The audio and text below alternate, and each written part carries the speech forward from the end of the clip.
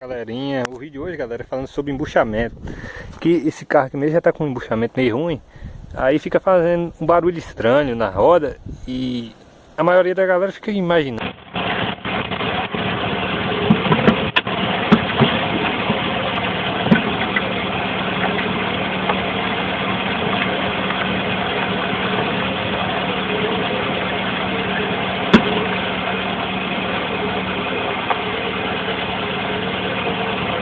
Saber, galera, quando as buchas tá ruim, a roda faz esse movimento aqui pra trás, ó.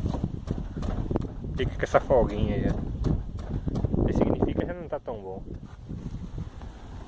São essas buchas aqui, galera. Tem muitas essas buchinhas aqui, ó, que desgastam da bandeja. Tem hora que é essa daqui da barra estabilizadora. Tem outra aqui.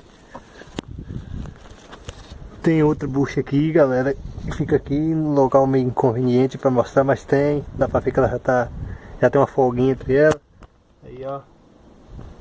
Isso aí danifica, aí tem que mandar trocar. Aí chama aí o embuchamento do agregado. Tem que trocar.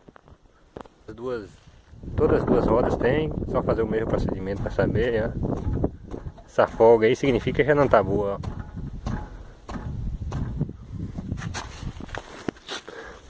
As mesmas buchas aí, galera, aqui, ó. Fica aqui, uma fica aí.